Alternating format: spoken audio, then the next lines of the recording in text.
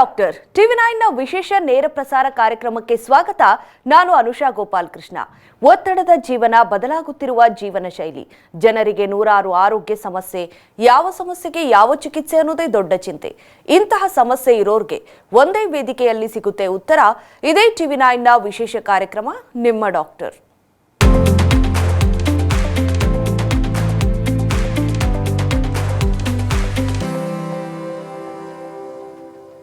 ಕೂದಲು ಉದುರೋದು ಈಗ ಕೇವಲ ವಯಸ್ಸಾದವರ ಸಮಸ್ಯೆಯಲ್ಲ.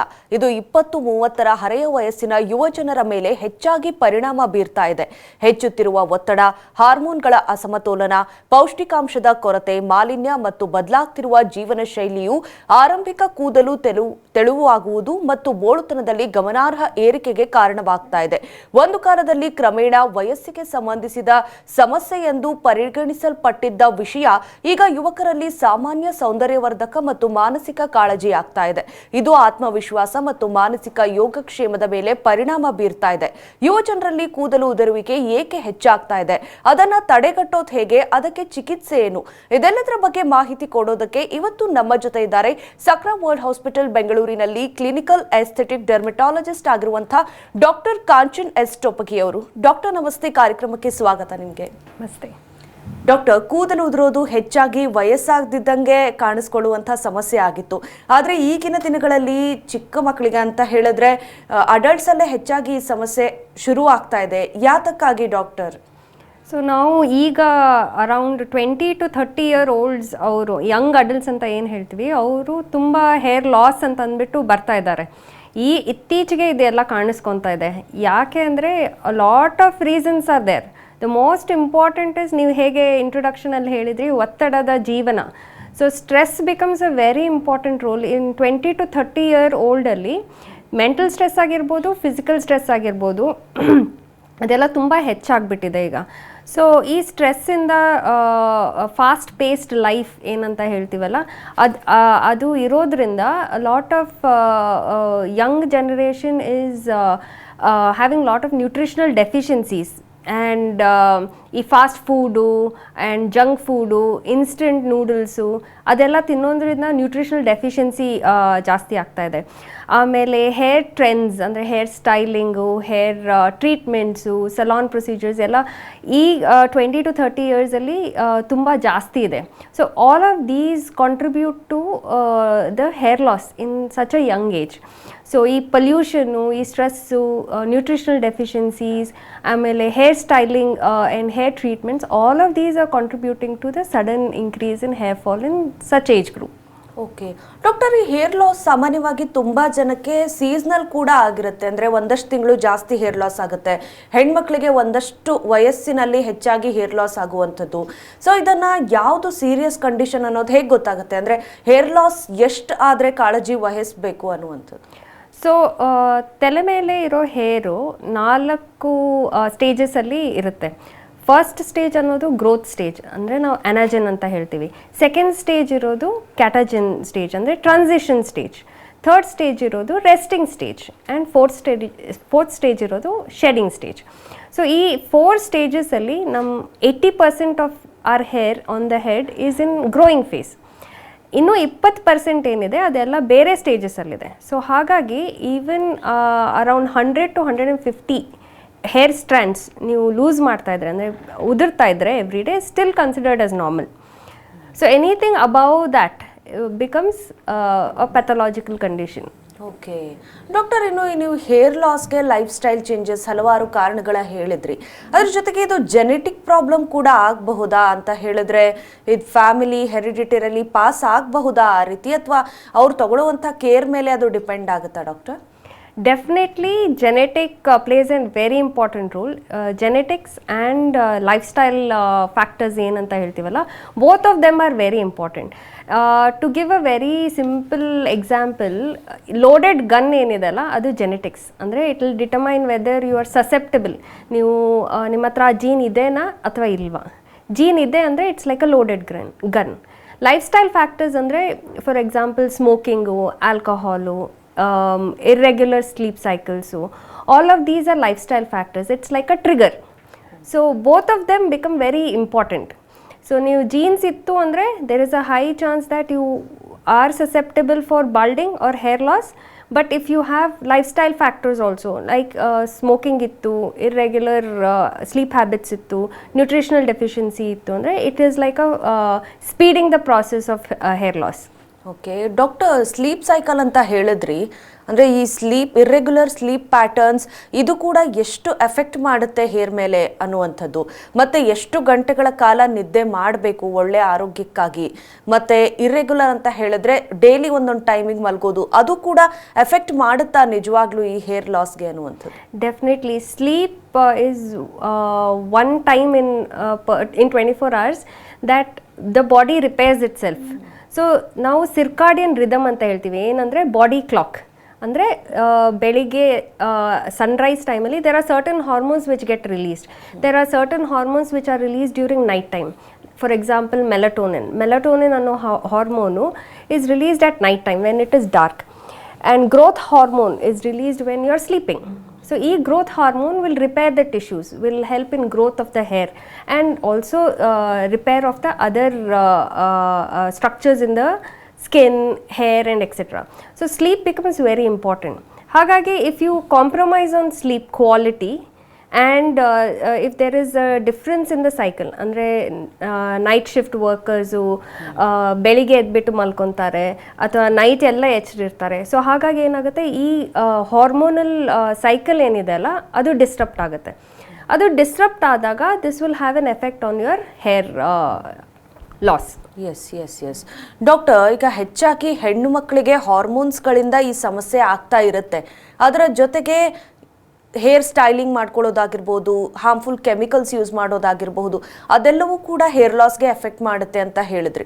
ಸೊ ಯಾವ ರೀತಿ, ಅಂದರೆ ಕೆಮಿಕಲ್ಸ್ನ ಯಾವ್ದು ಅವಾಯ್ಡ್ ಮಾಡಬೇಕು, ಹೇರ್ ಸ್ಟೈಲಿಂಗ್ ಆಗಿರ್ಬೋದು ಅಥವಾ ಕಲರಿಂಗ್, ಇದೆಲ್ಲ ಎಷ್ಟು ರೆಗ್ಯುಲರ್ ಆಗಿ ಮಾಡಿಸ್ಕೊಳ್ತಾ ಇರ್ತಾರೆ, ಅದನ್ನು ಅವಾಯ್ಡ್ ಮಾಡಬೇಕಾ ಹೇಗೆ ಅನ್ನೋದು?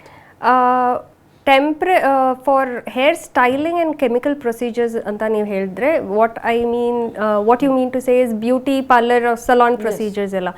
So heat styling or styling of hair on once in a while is still fine, but when you are doing it on a regular basis you are actually breaking the protein structure in the hair. So hair the protein structure break ಆದಾಗ hair strand ಏನಿದೆ ಅಲ್ಲ ಅದು weak ಆಗಿಬಿಡುತ್ತೆ.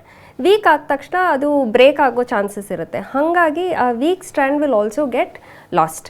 So heat styling once in a while for events is fine, but after that on a regular basis is not recommended. Second thing, ನೀವು chemical treatments ಅಂತ ಹೇಳಿದ್ರಿ, for example keratin treatment ಅಥವಾ ಸ್ಟ್ರೇಟ್ನಿಂಗು, ಪರ್ಮಿಂಗು, all of these what they do is they use chemicals to break the bonds, break the protein, natural protein ನಿಮ್ದು ಏನಿರುತ್ತಲ್ಲ ಅದನ್ನ break ಮಾಡಿದ ತಕ್ಷಣ hair again will become weak. So initially for 1 or 2 months you might feel that the treatment, salon treatment is nice. ಆಮೇಲೆ you will start noticing the side effects. Okay doctor, ಇನ್ನು ಈ hair loss ಹೆಣ್ಮಕ್ಳಲ್ಲಿ ಮತ್ತು ಗಂಡು ಮಕ್ಕಳಲ್ಲಿ ಯಾವ ರೀತಿ ವ್ಯತ್ಯಾಸ ತೋರಿಸುತ್ತೆ? ಈ ಹಾರ್ಮೋನ್ಸ್ ಆಗಿರ್ಬೋದು, ಹಂಗೆ ನೋಡಿದ್ರೆ ಹೆಚ್ಚಾಗಿ ಹೆಣ್ಮಕ್ಳಲ್ಲಿ ಸಮಸ್ಯೆ ಇರುತ್ತೆ, ಆದರೆ ಗಂಡು ಮಕ್ಕಳಲ್ಲೂ ನಾವು ಅಂದರೆ ಕಡಿಮೆ ವಯಸ್ಸಲ್ಲೇ ಹೇರ್ ಲಾಸ್ ಸ್ಟಾರ್ಟ್ ಆಗೋದನ್ನು ನೋಡ್ತಾ ಇದ್ದೀವಿ. ಸೊ ಹೇಗೆ ಡಿಫ್ರೆನ್ಸ್ ಆಗುತ್ತೆ ಇದು? ಸೊ ಗಂಡು ಮಕ್ಕಳಲ್ಲಿ ಹೇರ್ ಲಾಸ್ ಅಥವಾ ಹೇರ್ ಬಾಲ್ಡಿಂಗ್ ಹೇಗಾಗುತ್ತೆ ಅಂದರೆ, they have a particular pattern. ಅಂದರೆ ಹೇರ್ ರಿಸೀಡಿಂಗ್, ಹೇರ್ ಲಾಸ್ ಹೀಗೆ ಆಗ್ತಾ ಇರೋದು, ಅಥವಾ ಹೇರ್ ಲಾಸ್ ಮೇನ್ಲಿ ಟೆಂಪಲ್ಸಲ್ಲಿ ಆಗ್ತಾ ಇರೋದು, ಅಥವಾ ಕ್ರೌನ್ ಏರಿಯಾ ಈ ಪಾರ್ಟಲ್ಲಿ ಹೇರ್ ಲಾಸ್ ಆಗ್ತಾ ಇರೋದು, that is more of a male pattern. ಫೀಮೇಲ್ಸಲ್ಲಿ ಏನಾಗುತ್ತೆ ಅಂದರೆ, you usually see lot of scalp, diffuse hair thinning ಇರುತ್ತೆ, ಅಥವಾ ಯಾರಾದರೂ ಬೇಯ್ತಲೇ ಮಾಡ್ಕೊತಾ ಇದ್ದರೆ ಅದು ವೈಡ್ ಆಗೋದು. Those are all the signs of hair genetic predisposition of hair loss. Okay doctor, ತುಂಬ ಜನಕ್ಕೆ ಹೇರ್ ಲಾಸ್ ಇರೋರು ಹಲವಾರು ಆಯಿಲ್ಸ್ ಯೂಸ್ ಮಾಡ್ತಾ ಇರ್ತಾರೆ, ಏನೇನೋ ಔಷಧಿಗಳನ್ನ ಯೂಸ್ ಮಾಡ್ತಾ ಇರ್ತಾರೆ, ಸಪ್ಲಿಮೆಂಟ್ಸ್ ತಗೊಳ್ತಾ ಇರ್ತಾರೆ, ಅದೆಲ್ಲವೂ ಟ್ರೀಟ್ಮೆಂಟ್ ನಡೀತಾ ಇರುತ್ತೆ. ಅದು ಕೇವಲ ಕಾಸ್ಮೆಟಿಕ್ ಇಶ್ಯೂ ಆಗೋದಿಲ್ಲ. At one point of the time it's a clinical danger ಅನ್ನುವಂಥದ್ದು, ಕ್ಲಿನಿಕಲ್ ಟ್ರೀಟ್ಮೆಂಟ್ ಬೇಕಾಗುತ್ತೆ ಅನ್ನುವಂಥದ್ದು. ಸೊ ಅದಕ್ಕೆ ನೀವು ಹೇಗೆ ಸಜೆಸ್ಟ್ ಮಾಡ್ತೀರಾ, ಅಂದರೆ ಯಾವ ಹಂತದಲ್ಲಿ ಅದನ್ನು ಕನ್ಸಿಡರ್ ಮಾಡಬೇಕು? So it should always be under medical supervision. If you are taking anything like protein supplements when you are gymming, a lot of 20 to 30 year olds gym ಮಾಡ್ತಾರೆ and they want to build their body. That protein is very necessary, but that protein has to come from natural sources. Rather than taking from a protein powder. ಈಗ protein ಪೌಡರಲ್ಲಿ lot of unregulated protein powders ಬರ್ತಾ ಇದೆ, where it gets contaminated with heavy metals, ಅಥವಾ there is a lot of creatinine ಅಥವಾ whey protein ಅಂತ ಏನು ಹೇಳ್ತೀವಿ, ಅದು ಕನ್ಸಂಪ್ಷನ್ ಜಾಸ್ತಿ ಆಗಿದೆ. Whey protein is also known to cause a lot of hair thinning in a predisposed individual. ಆಮೇಲೆ ತುಂಬ ಕ್ರಿಯಾಟ್ನಿನ್ ಸಪ್ಲಿಮೆಂಟ್ಸ್ ತೊಗೊಂಡಾಗ it can cause a lot of issue or pressure on the kidney. So ಕಿಡ್ನಿಗೆ ತುಂಬ injury ಆಗೋ chances if it is not under a medical supervision. So unregulated ಅವ್ರು ಸುಮ್ಮನೆ vitamins ಅವ್ರು ಹೇಳಿದ್ರು ಇವ್ರು ಹೇಳಿದ್ರು ಅಂತ ತಗೊಳ್ಳೋದು ಆ್ಯಂಡ್ ಅದರದ್ದು ಸೈಡ್ ಎಫೆಕ್ಟ್ ಮಾಡೋದು should be avoided. Yes doctor, ಈಗ ಒಬ್ರು ಕಾಲರ್ ರೆಡಿ ಇದ್ದಾರೆ, ಮಾತನಾಡಿಸೋಣ. ಸುಕನ್ಯಾ ಅಂತ ಹಾಸನದಿಂದ ಕರೆ ಮಾಡಿದ್ದಾರೆ. ನಮಸ್ತೆ ಸುಕನ್ಯಾ ಅವರೇ. ಮೇಡಮ್ ನಮಸ್ತೆ. ಎಸ್, ಡಾಕ್ಟರ್ ಇದ್ದಾರೆ, ಮಾತನಾಡಿ ನಿಮ್ಮ ಪ್ರಶ್ನೆಯನ್ನ ಕೇಳಬಹುದು. ಮೇಡಮ್ ನಮಸ್ತೆ. ನಮಸ್ತೆ ಮೇಡಮ್, ನನ್ನ ಪಾಪು ಡೆಲಿವರಿ ಆಗಿ 5 months ಆಗಿದೆ. ತುಂಬಾ 2 months ಇಂದ ತುಂಬಾನೇ ಏರ್ ಫಾಲ್ ಆಗ್ತಿದೆ ಮ್ಯಾಮ್. ಈಗ ನಾನು ಕನ್ಸರ್ನ್ ಡಾಕ್ಟರ್ ಏನಾದ್ರು ಕನ್ಸರ್ನ್ ಮಾಡಿದ್ರೆ ಅವ್ರು ಈಗ ಪ್ರಿಸ್ಕ್ರೈಬ್ ಇರೋದ್ರಿಂದ ಎಕ್ಸ್ಟ್ರಾ ಏನು ಕೊಡೋದಿಕ್ಕಾಗಲ್ಲ, ಟ್ಯಾಬ್ಲೆಟ್ಸ್ ಆಗಲಿ ಇನ್ನೊಂದು ಮತ್ತೊಂದು. ಆದಷ್ಟು ನೀವು ಪ್ರೋಟೀನ್ಸ್ ಕ್ಯಾಲ್ಸಿಯಮ್ಸ್ ಸಂಬಂಧಪಟ್ಟಂಗೆ ಟ್ಯಾಬ್ಲೆಟ್ಸ್ ಎಲ್ಲ ಕಂಟಿನ್ಯೂ ಮಾಡ್ತೀರಿ ಅಂತ ಹೇಳಿತ್ತು. ನಾನ್ ತಗೋತಾನೆ ಇದೀನಿ, ಯಾವ್ದು ಮಿಸ್ ಮಾಡಿಲ್ಲ. ಆದ್ರೂ ಅದು ಯಾಕೋ ವರ್ಕ್ ಆಗ್ತಿಲ್ಲ ಮ್ಯಾಮ್, ತುಂಬಾನೇ ಏರ್ಫಾಲ್ ಆಗ್ತಿದೆ. ಆಕ್ಚುಲಿ ಇದು ನಂಗೆ ಸೆಕೆಂಡ್ ಪ್ರೆಗ್ನೆನ್ಸಿ. ಡೆಲಿವರಿ ಫಸ್ಟ್ ಡೆಲಿವರಿನಲ್ಲಿ ಇಷ್ಟೊಂದು ಏರ್ಫಾಲ್ ಆಗ್ತಿರ್ಲಿಲ್ಲ ಮ್ಯಾಮ್. ಈ ಸೆಕೆಂಡ್ ಸಲ ಡೆಲಿವರಿ ಆದ್ಮೇಲೆ ತುಂಬಾನೇ ಏರ್ಫಾಲ್ ಆಗ್ತಿದೆ ಮ್ಯಾಮ್. ಓಕೆ, ಏನಾದ್ರೂ ಸೊಲ್ಯೂಷನ್ ಎಕ್ಸ್ಟ್ರಾ ಕೇರ್ ತಗೋತೀನಿ ಅನ್ನೋದಾದ್ರೆ ಯಾವ ತರ ಕಾಂಟ್ಯಾಕ್ಟ್? ಡೆಫಿನೆಟ್ಲಿ ನಿಮ್ಮದು ಕ್ವೆಶನ್ ಏನು ಅಂದರೆ, ನಿಮ್ಮದು 5 ತಿಂಗಳು ಡೆಲಿವರಿ ಆಗಿ 5 ತಿಂಗಳಾಗಿದೆ, ಅಂದರೆ ತುಂಬ ಹೇರ್ ಫಾಲ್ ಆಗ್ತಿದೆ even after you are taking lot of supplements, correct ಅಲ್ವಾ? ಕರೆಕ್ಟ್. ಸೊ ಇದು ಏನು ಕಂಡೀಷನ್ ಅವ್ರು ಹೇಳ್ತಾ ಇರೋದು ಅಂದರೆ ಪೋಸ್ಟ್ ಪಾರ್ಟಮ್ ಹೇರ್ ಲಾಸ್ ಅಂತ. ದಿಸ್ ಈಸ್ ವೆರಿ ಫಿಸಿಯಾಲಜಿಕಲ್ ಅಂದರೆ ನಾರ್ಮಲ್ಲು, ಅಂದರೆ ಪೋಸ್ಟ್ ಡೆಲಿವರಿ ಆಗಿ 3 ರಿಂದ 4 ತಿಂಗಳು ಆದಮೇಲೆ ಹೇರ್ ಲಾಸ್ ಆಗೋದು ಭಾಳ ಸಹಜ. ಅದು ಯಾಕೆ ಅಂದರೆ sudden stress, pregnancy is a form of stress on the body. ಆಮೇಲೆ ಡೆಲಿವರಿ ಆದ ತಕ್ಷಣ ಏನಾಗುತ್ತೆ, ತುಂಬ ಹಾರ್ಮೋನಲ್ ಚೇಂಜಸ್ ಸಡನ್ ಆಗುತ್ತೆ. There is sudden drop of oestrogen and progesterone. Sudden drop ಆದಾಗ it's a stress or shock to the body. ಹಾಗಾಗಿ ಈ ಸ್ಟ್ರೆಸ್ಸಿಂದ ಆಫ್ಟರ್ 3 to 4 months ಹೇರ್ ಉದುರೋದು ಬಹಳ ಸಹಜ. ಸೊ ನೀವು ಈಗ ಬ್ರೆಸ್ಟ್ ಫೀಡಿಂಗ್ ಮಾಡ್ತಾ ಇದ್ದೀರಾ, ಆಮೇಲೆ ಸಪ್ಲಿಮೆಂಟ್ಸ್ ತೊಗೊತಾ ಇದ್ದೀರಾ, ಅದನ್ನ ನೀವು ಕಂಟಿನ್ಯೂ ಮಾಡಿದ್ರೆ ಈ ಏನು ಉದುರ್ತಾ ಇದೆ ಅಲ್ಲ ಅದು ಹೇರು ಡೆಫಿನೆಟ್ಲಿ ವಾಪಸ್ ಬರುತ್ತೆ. ಸೊ ನೀವು ಅರೌಂಡ್ 3 to 6 months ಇನ್ನೂ ವೆಯ್ಟ್ ಮಾಡಿ ನೋಡಿ, ಆಮೇಲೆ ಉದುರೋದು ಸ್ಟಾಪ್ ಆಗುತ್ತೆ.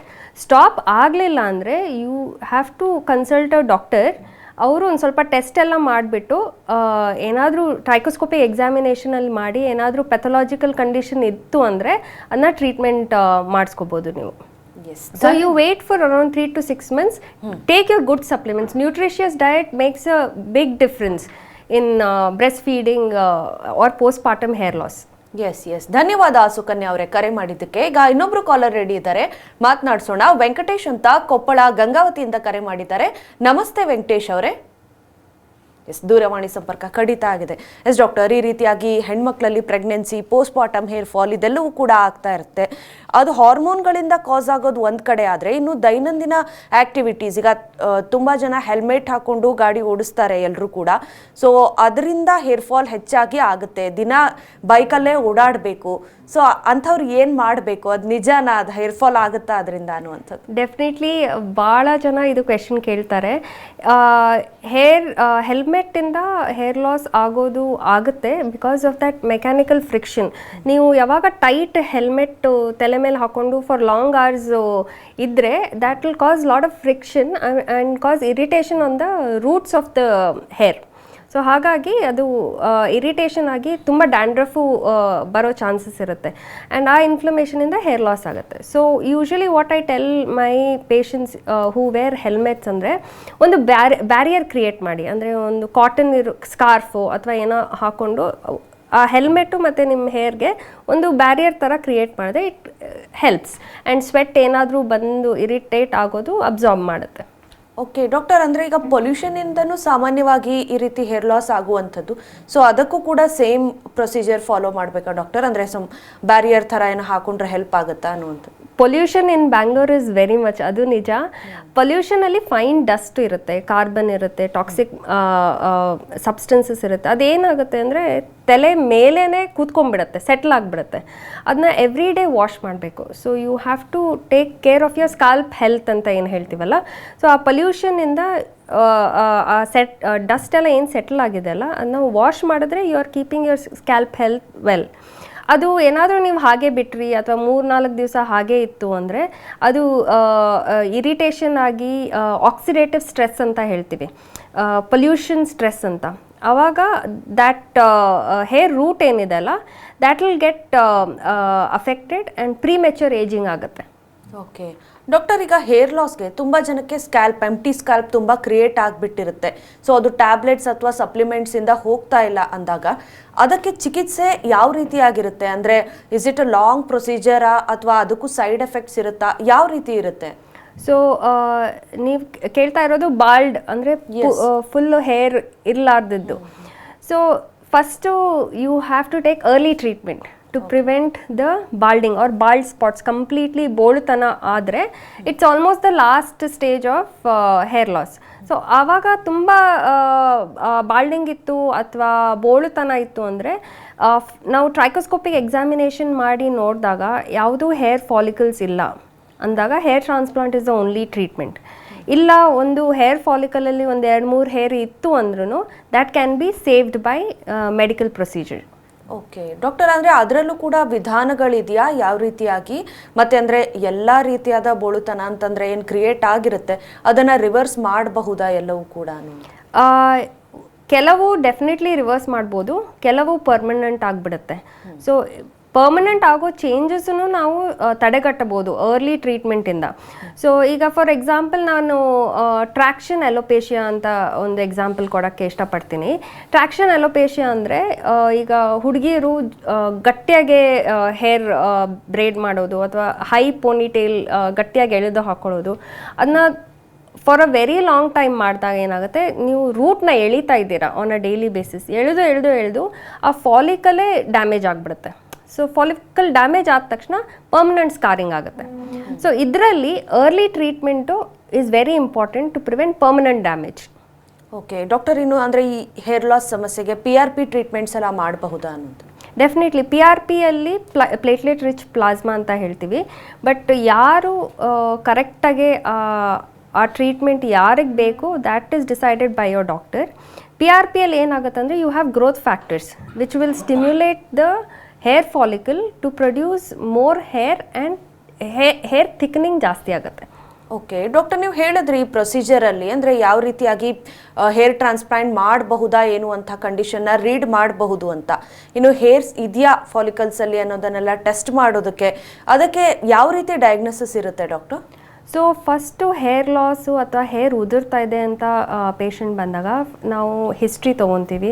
ಆಮೇಲೆ ಹೇರ್ ಎಕ್ಸಾಮಿನೇಷನ್ ಮಾಡ್ತೀವಿ, ಯಾವ ಥರ ಹೇರ್ ಲಾಸ್ ಇದೆ, what pattern of hair loss ಇದೆ, ಏನಾದರೂ ಪ್ಯಾಚಿ ಹೇರ್ ಲಾಸ್ ಇದೆನಾ, ಬಂಚಾಗೆ ಕಿತ್ತು ಬಂದಿದೆನಾ, ಅಥವಾ ಸುಮ್ಮನೆ ಕೈ ಆಡಿಸಿದ್ರೆ ಕೈಯಲ್ಲಿ ಕೂದಲು ಬರ್ತಾ ಇದೆನಾ, ಫಸ್ಟ್ ಎಲ್ಲ ಎಕ್ಸಾಮಿನ್ ಮಾಡಿ ಆಮೇಲೆ ಟ್ರೈಕೋಸ್ಕೋಪಿಕ್ ಎಕ್ಸಾಮಿನೇಷನ್ ಮಾಡ್ತೀವಿ.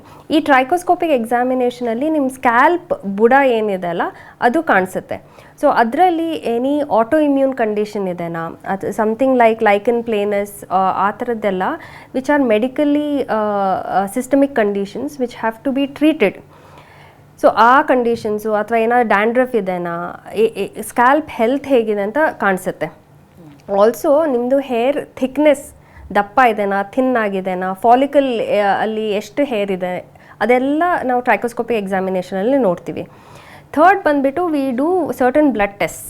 So your vitamins, your hormones, sugar levels, all 3 of these correlate ಮಾಡಿಬಿಟ್ಟು ವಿ ಗಿವ್ ಅ ಡಯಾಗ್ನೋಸಿಸ್.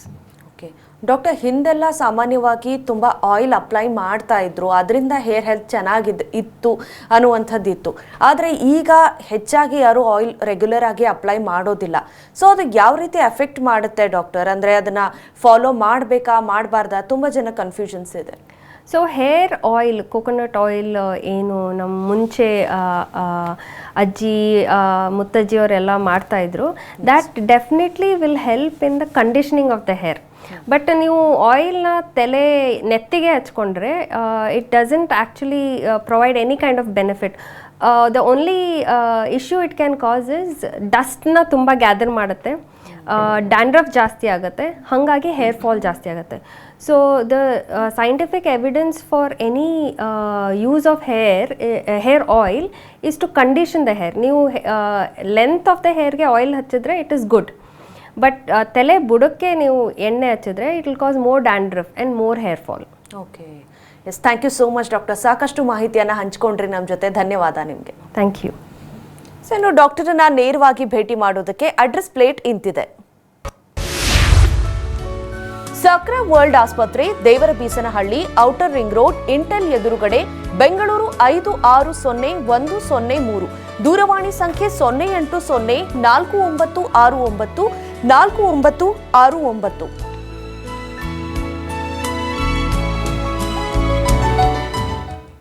ಇದಾಗಿತ್ತು ಇವತ್ತಿನ ನಿಮ್ಮ ಡಾಕ್ಟರ್. ನಿರಂತರ ಸುದ್ದಿಗಾಗಿ ನೋಡ್ತಾ ಇರಿ TV9.